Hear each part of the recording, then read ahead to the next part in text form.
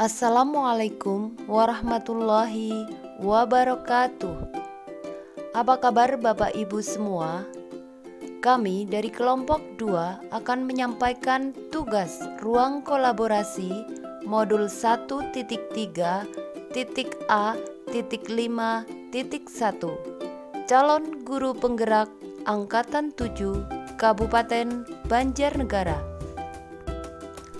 Kami dari kelompok 2 terdiri dari Hamdan Muhaimin, Tugino, Yeni Marsianti, Nurfiah Sukaryati, dan Catur Sukawati. Dengan fasilitator Ibu Sri Handayati MPD dan pengajar praktik Ibu Gotri Lastiti SPD. Tujuan pembelajaran, calon guru penggerak dapat menyusun rencana bagja dari kalimat prakarsa perubahan sebagai bentuk ejawantah visi yang mempertimbangkan profil pelajar Pancasila, aset, dan operasionalisasi pencapaiannya. Apa paradigma inquiry apresiatif? Menurut Cooper-Reader dan Whitney, inquiry apresiatif adalah suatu filosofi, suatu landasan berpikir yang berfokus pada upaya kolaboratif menemukan hal positif dalam diri seseorang, dalam suatu organisasi dan dunia di sekitarnya, baik di masa lalu, masa kini, maupun masa depan.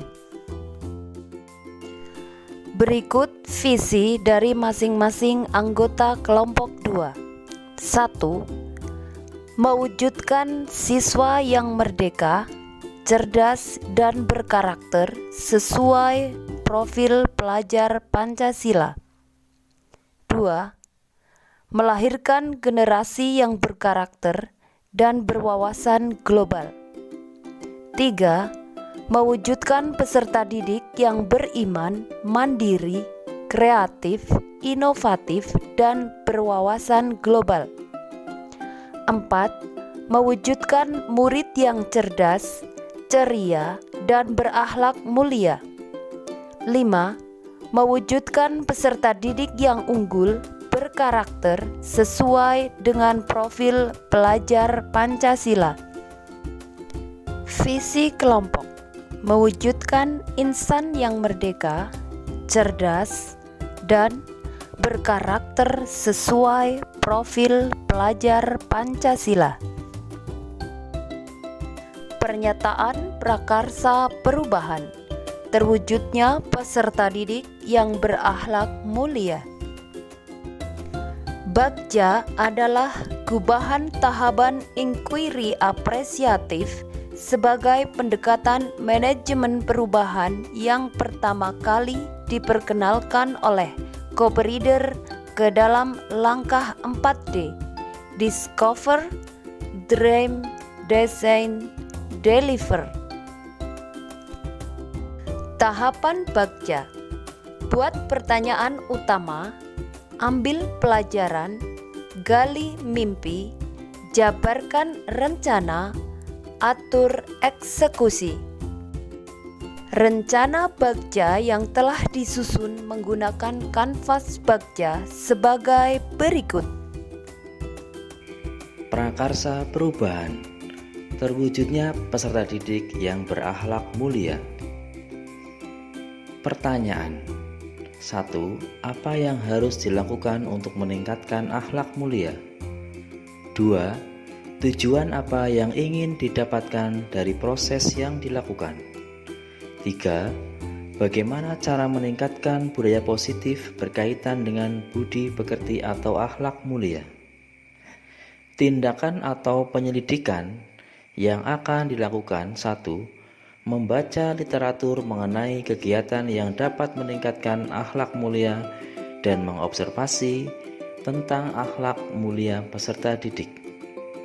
2. Menuntun laku peserta didik menuju perubahan lebih baik. 3. Berkolaborasi dengan komunitas praktisi untuk meningkatkan akhlak mulia peserta didik melalui gerakan 5S, senyum, salam, sapa, sopan, santun.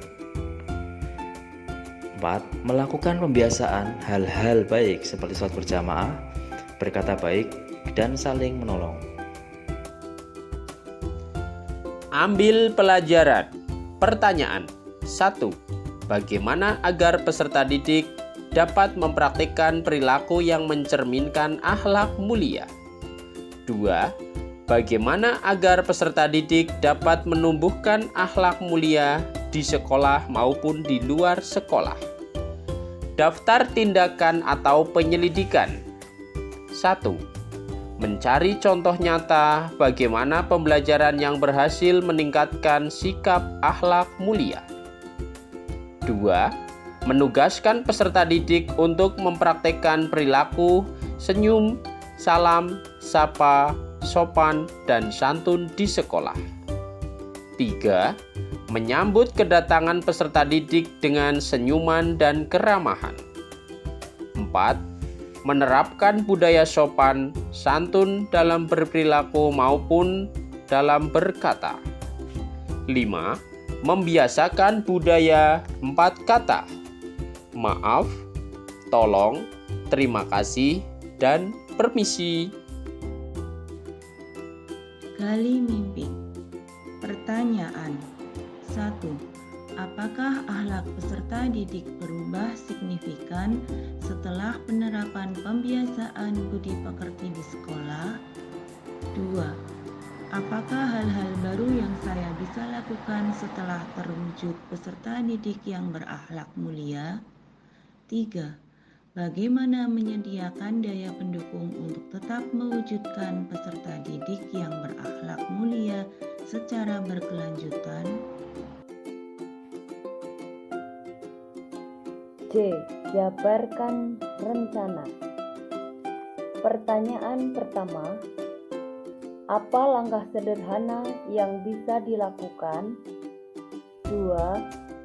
Bagaimana aksi nyata yang harus dilakukan? 3. Kapan upaya di mana perubahan dilakukan?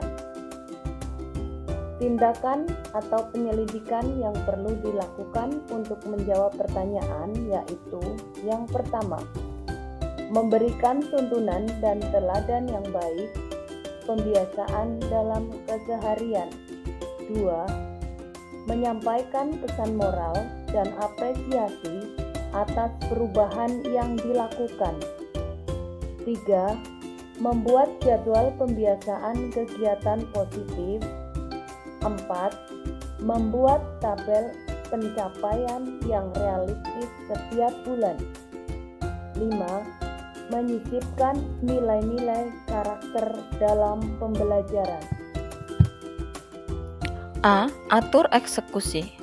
Pertanyaannya 1. Siapa yang akan dilibatkan dan apa peranan yang dilakukan? 2. Bagaimana mengukur target dan pencapaian? 3. Bagaimana cara menjaga komitmen dan konsistensi dalam mengeksekusi rencana? Tindakan yang perlu dilakukan untuk menjawab pertanyaan. 1. Mengajak rekan sejawat dan kepala sekolah untuk menyusun strategi peningkatan akhlak mulia peserta didik dan mengobservasi kelas setiap akhir bulan. 2. Melakukan penilaian sikap dengan penilaian diri, penilaian teman sejawat, dan observer. 3. Berkoordinasi dengan orang tua atau wali, guru, dan kepala sekolah untuk senantiasa mengamati perilaku peserta didik. Terima kasih. Salam guru penggerak. Tergerak, bergerak, dan menggerakkan. Wassalamualaikum warahmatullahi wabarakatuh.